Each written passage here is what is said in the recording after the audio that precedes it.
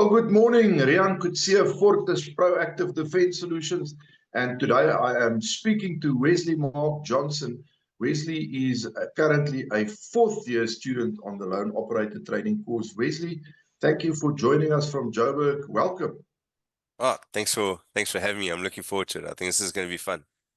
Yeah, we've scheduled this one, 3 weeks ago already. So it's quite nice to actually finally get you. Yes. Yeah, sorry, my schedule was didn't really allow for this, but yeah, we finally managed to Right. do it. Life happens. We just work around it. That's just the way it is.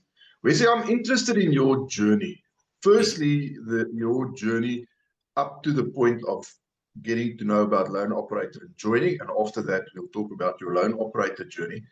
But specifically, where do you come from in terms of firearms training? Did something bad happen to you that made you decide you need firearms, you need training? Or are you one of those people who've been involved with firearms? It's, something that you sort of grew up with. Uh, how did you go through that journey up to the point where you decided, I'm going to join this loan operator program? Okay. Seen that individual, I was always that kid running around in my dad's Army Browns and playing Army and, you know, so I always enjoyed firearms. I always liked firearms. So my grandfather, my opa, he had a fire and he would take us shooting.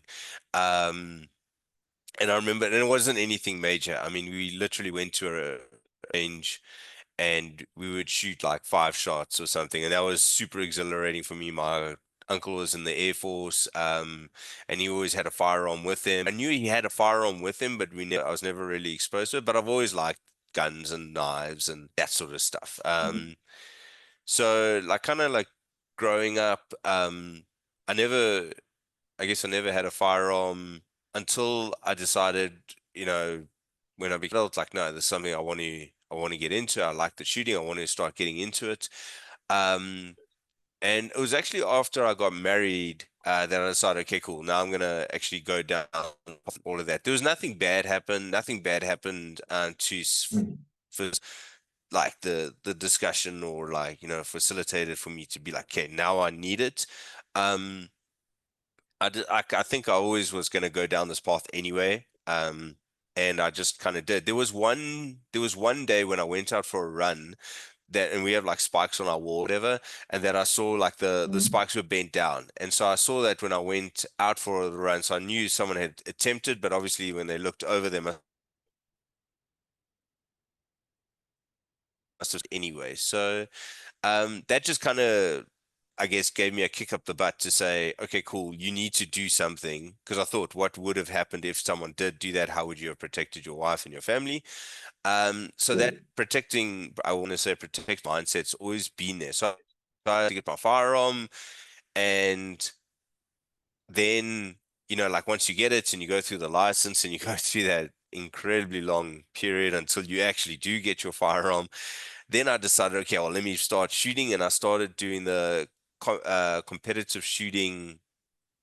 Not, it's just that's what the title was. It was always at Spartan Arms, I think, on a Thursday, and I would shoot then. And it was very quickly I realized just because you have a firearm doesn't mean you're actually good at it. You're not. There were times where I would walk up to my target and I would be like, oh man, I hit this target dead center every time. And I'd walk up and there would be no holes in the target. And I thought, how is even possible? Yep. Um, and so that led me to realizing, yeah, I need to become proficient with it. And because of my interest and stuff, I always looked at training and, like training providers and stuff. And I did go to another training provider, and they were actually, I really enjoyed it. Um, yeah, they were very good. But it's something that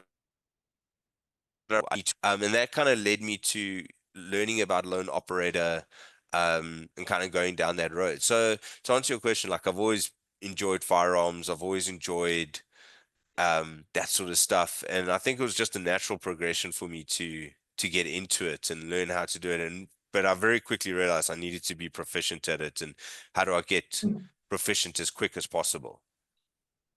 Okay, so you've worked your way through one or two other training providers and Just realized one, really. yeah, yeah, but you said you were happy with it, which is great because there are Yes. some really good training providers out there. Um, but you realized you're looking for something more, something else. Mm. It's not exactly where you want to be at that point still. How did you then Yes. find out about the loan operator program? Um, I don't remember exactly how, but it was probably through Facebook. They had the guys have got like some really good marketing, and I remember the video with Liu and the guys were doing the walking up the stairs, and the way that they were angling their the rifles. And what intrigued me about Lone Operator was the range of training. I saw the guys did shotgun, and I saw they had rifles. Now granted, this is like 4 years ago in 2022, 2021, 2020. No, this is 2021 when I started looking at it, because I never make a decision quickly. So it would have been at least 6 months of viewing, reviewing, and kind of going back. And I saw the tra tra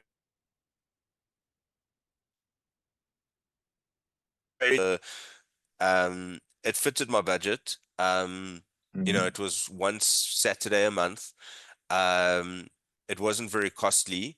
And also considering that I just had my son was born, like 2 years before that in 2020, with a new family, and like, you can't spend excessive amounts of time on the range. It really kind of suited that, and the budget costs and stuff. So that appealed to me a lot. I was like, okay, I can actually do this. This is something cool. Um, and that's kind of like what. And then there was a interview. This I don't even know if this interview is still on the website. It was with Trusky, and he kind of did a chat about like, no, the instructors were really good, the training is very good, the people are good, and I saw it was the people that were being interviewed were very, like, I almost want to say, like-minded. They all had the aspect of, we're here to protect our family. And this is what appealed to me the most, is obviously the lone operator thing. Like, you are your lone operator. Um, but I always ask myself the question, like, okay, who is going to protect your family if not you? And what skills and capabilities are you developing within yourself to ensure that you are successful in a situation like that as much as possible? And I kept asking myself that, and that's where the lone operator aspect really came into it, which was very cool for me. Because I was like, yes, I need to build that capability within myself to protect my family. Because if not me, who? No one, and not in a bad way. It's just reality. Like, I will be Yeah. the person that's standing between the bad guys and my family, and I need to be at the very best capability in order to protect them. So yeah, I decided, let me start. And I thought, like, it's just the thinking was, it's just a year, it's effectively 12 sessions, no stress. If you like it, cool. If you don't, like, you've got some capability. And well, 4 years later, I'm still at that point. So But you clearly got something out of it to make you sign up again and again. And that's the yes. part that I want to talk about. Over and above skills, we'll get to skills because, especially after 4 years, it's a given that your skills will have improved vastly. But I want to also talk about how you find that your mindset, your thinking, your Mm, feeling of preparedness, your real preparedness, your fitness mm. levels, how has all of that been affected by this journey during the 4 years of doing the loan operator training? Yeah, so that's a good question, because yeah, so I guess what like, when I started, I thought I was on a certain level, and then you do your fundamentals and you realize, no, actually, I thought I'm on this level, and I realize I'm on this level. Mm. Um, and that's when you realize, when it's highlighted to you very clearly, like, you don't know what you don't know, and you need to kind of step up. And that's also in the, like, year one, when the fitness aspect. Now, I've always enjoyed fitness. I've done CrossFit. I'm a very active individual, so fitness has always been a part of it. And I remember the day I went on my first loan operator session. Um, I said to my wife, I'm like, I'm actually nervous about the 2.4K run. And she's like, why are you nervous? You run 8Ks like twice a week well, that was at that stage. She's like, why are you nervous? And I was like, I don't know. I'm just nervous. So the fitness aspect was highlighted very, very quickly, and very easily. Um, but what the loan operator program has highlighted for me is it's basically like you realize the importance and what responsibilities on your shoulders. Um, because yeah, you can't, it's a very heavy, not heavy as in bad, but it is a very hectic responsibility that you're putting on your shoulders by getting a firearm and saying, I am now effectively the protector of the family. And there is no excuse for, oh, I don't feel like going to the gym, because at the end of the day, if something were to go bad, all those excuses is null and void. You need to be the very best person, the fittest you can be. Now, I'm not saying we have to all become either Ironmen or CrossFit athletes, but you Sure. have to do the very best that you can, and you need to determine what that is. And for me personally, it's the ability for me to be able to carry my wife, drag her out of the way if things go terrible, pick up my son, put him over my shoulder and run, or do whatever it needs to be done in order to ensure that they are safe. Be it a physical altercation with a bad guy, um, and you realize your level of fitness needs to be at a certain standard, and that standard is, dependent on the person. But the mindset that loan operator has highlighted to me is, man, you need to be prepared. And it opens your eyes to, you're not a paranoid person. It's not like, oh, you see bad guys around every corner, but you are a lot more aware. And I think that situational awareness is way more important than what we actually give it credit for. I think a lot of times, and I was chatting to an individual just the other day, and it was funny. We were at a Seattle's coffee shop, and I put my jacket, I would say, on the wrong chair where my back was facing the parking lot. And as soon as actually not even before I sat down, when I was getting the coffees, I realized, Wes, you've actually sitting in the wrong spot. Um, and the first thing I did when I sat down is I told my friend, I was like, I'm sitting in the wrong spot. And I actually adjusted my chairs to be able to see on all sides. And it's not that you're paranoid. It's not that you this prepper. You're just a lot more aware of what things are. And I think, to be honest, a lot of times individuals that want to do harm will see that you are looking and you're a lot more aware than other individuals. And I think that is, like, I would say 95% of they would say like, I'm not going to go try something with this individual because he's aware or because they're looking, versus someone who's on their phone. It's not necessarily 100% guarantee, but the fact of the matter is that Mm. by and large, they would prefer somebody who is going to make it easier for them to do their Yes. thing. And they are extremely well trained in spotting individuals, Yes. whether it's in vehicles or on foot, who are just not there, Mm. who they reckon they stand a better chance of surprising. It's a fact. It's not to say that it's always going to be that, but generally, as a rule of thumb, it does give you that bit of an advantage. I always call it you are just increasing your odds of survival that little bit. And to me, Yes. that's enough. Yeah. You literally can't guarantee outcomes, but you can juggle the odds a little bit more in Yes. your favor. Yeah. And the other thing that like loan operators shown me is it's like you kind of find your people. Um, and as silly as that sounds, like it's like-minded people, normal individuals, varying backgrounds, engineers, lawyers, um, people who like business owners, people who work for themselves, whatever. But we're all there for the same thing, to better ourselves, to be the very best protector for your family. And man, it's so much fun. Like there's times, I'll be honest, like we wake up early on a Saturday to go to the range, and you're like, oh man, I've just had a hectic week. I am wrecked. I don't feel like getting up. But you're like, no, I've got to do it. Let me go do it. And then you get there, and within, again, if we do a run, if we're at the range, for example, and within the first like 5 minutes, you're starting to chat, and you just feel like, oh, I'm with my people. You're energized, and you're just like, man, this is so much fun. And it's almost like you get excited, knowing like, oh, I'm gonna go see some of my friends, like it's lekker. You really feel like part of a community. And that for me was a really big thing, is realizing that you're not you're actually building a community of people that you can rely on, that you can trust.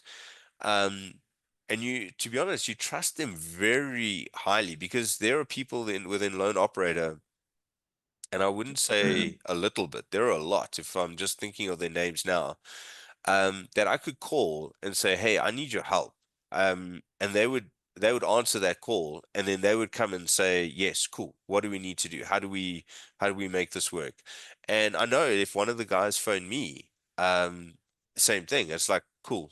No stress. We're on our way, or I'm on my way. Let me help you. And it doesn't mean it doesn't have to be like a gunfight or a battle. It could just be, No, Wes, I need your help with this thing for work, or I need this. But you've built a community, and that for me was very, very cool. And funnily enough, my wife and I were looking at a point of immigrating to Canada, and we went there 1 year to visit her family, and then we went there a second time to actually go see what it would be like. And I said to her, I remember we were busy chatting the one night, and I said to her, "Man, I miss my people. I miss," and I was like, she thought I was referring to South Africans, but that was the one part of it. But I remember there was one specific individual I had in mind, Jake's. Um, he's one of the instructors, and him and I came up together. And I remember just thinking, like, man, I miss my people. Like, I miss the people who are there with their active mindset to protect their family, do the very best. And that was one of the reasons we decided we're not going to immigrate. We're going to stay in South Africa, because of the people aspect. So, yeah, Lone Operator's given a lot more. Yeah, the shooting skills, the tactical skills. That's like, I would say, like 40%. The 60% is really the mindset, and knowing and giving yourself the permission to kind of prepare for a very, like, we call it going into, I don't want it to sound like rah rah rah, or Hollywood, but it is, especially as you get higher up in the different levels, the guys, you start imagining when you're shooting, like, we call it going to your dark space, where you start imagining your target as a bad guy, and you start preparing for that. And not in a bad sense, but the point of it is not to be like rah rah rah, but it's, if that situation comes about, because you've imagined it so many times, that when it happens, your mind is actually free to start thinking of other things that are not, you're not as shocked about the situation. So let me give you an example. I think it's important to kind of make sense of what I'm trying to say. We had a last year, um, it's really the only bad incident we've had. Last year on Good Friday, we had guys break into our garage. Now, no one was hurt. No one, like, it was just the garage. Like, some stuff was stolen, but nothing crazy. But what happened in that night for me was so interesting, because effectively what happened was, I heard the alarm go off. No, so I heard the dogs growl. The alarm went off. I ran up to the keypad. I saw it said garage passive. And so I ran to our bedroom window, and I saw someone in our garage. And immediately, that shock of like, someone's actually in our garage. This is crazy. Immediately, grabbed my firearm, grabbed my pistol, ran out. And as I was trying to get the gate open, I realized I was fumbling, and I said to myself, and this goes back to the training, where the training really, it puts you in a high pressure situation, and it allows you to think, which is critical in yeah, all cases. And I said to myself, Wes, calm down, relax, focus on what you're doing. And so then I could focus on the key, open the gate, And then instead of just running to the garage like a pop-up, the funniest thought that went through my head is I ran there and I could see the garage. I'm like, Wes, don't run there. Call the guys out. Like, and I was able to think about that. And one of the things that, as I went out the front gate, was we did a CQB course at one point in our training. We do it a lot, but I remember the first time we did it, you stick your pistol through the door, and Dirk, one of the instructors, grabbed the pistol. And I remember the shock I got during that training session. But that was the thought that went through my mind when I went outside to say, no, don't go and run into this tight corner to try and get these, find these guys, call them out. So I was able to stand back. I was safe. My family was safe. Okay, by the time I eventually got out and by the time I called out, they would already ran out. But the point is, I was able to effectively think during that situation and think through that thing. The other thing is, then what happened, there's a part two to the story. They came back on the Easter Sunday. So I say Oh, these guys must have been religious, because, but interestingly, in that situation, so the Friday happened, actually just happened to be, it wasn't planned, it just coincidence. We did a training session in a warehouse, where we were going through targets and stuff like that. And then on Sunday, like I remember, like I was just waking up, and it was around about 6:15, 6:30 this time. Alarm went off, jumped out of bed, and obviously learned from my lessons on Friday. Um, Saw that the garage passive had opened again or activated again, grabbed my pistol, got out, and I got out so much quicker this time than I did last time. But the difference between Friday and Sunday was, one, I was a lot more, I was angrier, but not in a like not thinking sense. I was just like, yeah, like I was like, no, now this is not again. But again, I was still able to get to the guys quick enough, and I was able to think and do what we did in the warehouse situation, like where you kind of clear, but it was a lot quicker because by the time they heard me coming, they had already started running out. And the guys had run out, but I could still, when I saw them running, my initial thoughts is obviously, like draw a bead on them. And I could still think, and I was like, there's a gate between you and them. You are not in danger. There is you're good. And the point for me, and the guys turned around and they saw that I was there. They must have seen, like, I want to say the look in my eye, but they could see it. Like, this is not you don't play. This is not a game now. And I've never seen guys run that fast in my life. I was impressed. But the point is, I was able to think and be like, okay, this is what you have to do. You're not reacting. You're actually being proactive and you're thinking about it. And that for me was such a huge, um, almost like catalyst, or it crystallized what the whole lone operator training is. Yes, you get put under high pressure. You get shouted at. You get put under this intense these intense scenarios, but it's there for a purpose to allow you to think. So when you are put in a situation like that, and no one wants to be in a situation like that, but when of you course. are put in it, you're able to think and your brain is able to focus on effectively more important details than, oh my soul, there's someone in my garage now, or and you're able to process that trauma a lot easier because you're like, okay, yes, they broke my garage door. It's now an issue with insurance and blah blah blah, but my family is safe. I am safe. There was no legal ramifications because I could think. And if I honestly think back to that last year, that time versus when I first got my firearm, I don't know what I would have been able to do, what I would have done. If that situation had happened to me when I just got my firearm prior to any training, because That just that that point is actually crucial that you mentioned the ability to think a little bit more calm, even yes, under that sort of stressful situation, because it can happen so easily. At the end of the day, as firearm owners, we tend to see ourselves as the good guys in this equation. yes, because we are by and large law-abiding citizens. Um, and when you do training and shooting and stuff, it's certainly not with the idea that, you're going to start shooting people. The idea is to keep yourself and your family safe. We live in a Yes. country where violence is, I don't want to say it's part of the fabric of the country, but it certainly feels like that sometimes. We have a lot of very serious levels of violence here.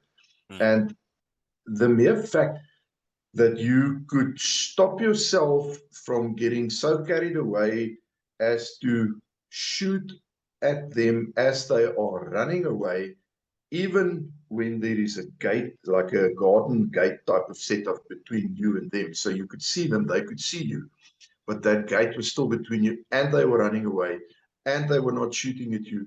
It's so easy to make that absolutely crucial and probably fatal mistake of, you're so in it that you take pot shots at these guys through that gate while they're running, and you hit one in the back, and Mm. you've got a problem, because Yeah. we are, there's a law that we have to adhere to that describes these situations, and when it gets to a court, you will be judged Mm. by that.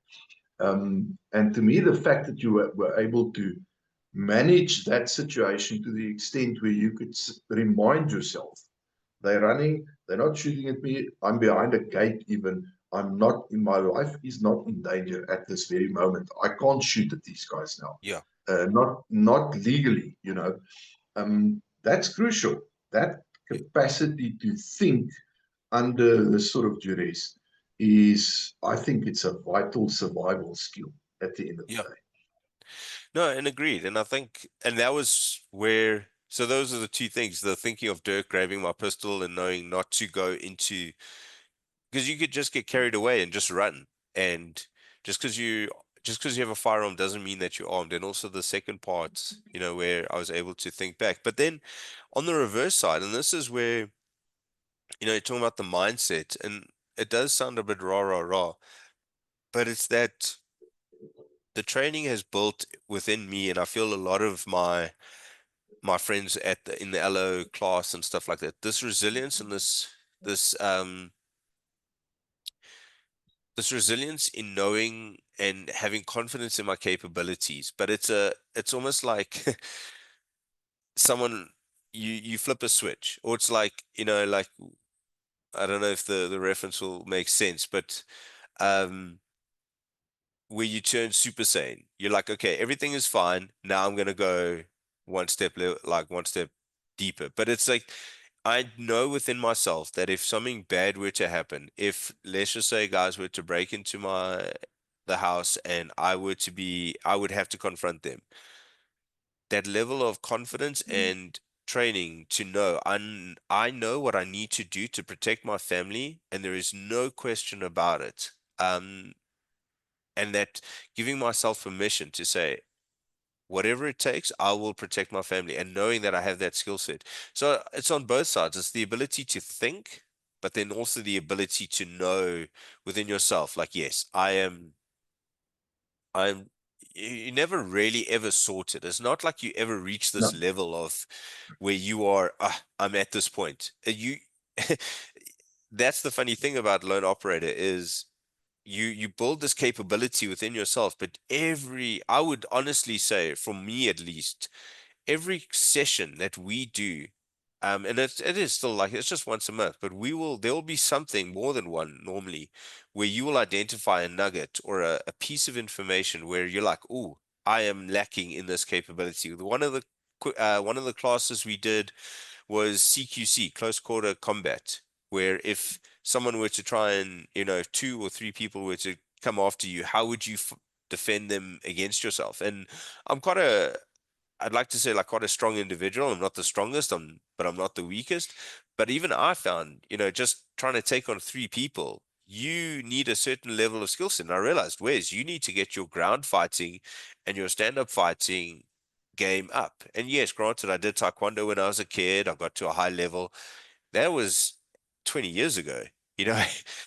you are not that person, and you realize where your Yeah. gaps are, and you realize, oh, okay, I need to be able to do this or kind of add this to my quiver because I need to be able to protect myself. So it really highlights, and then again, it highlights where you are lacking, and it helps you build up to what you need to be the most proficient at what you want to be. I'm not saying that you need to now start jiu-jitsu and then taekwondo and be a black belt in both.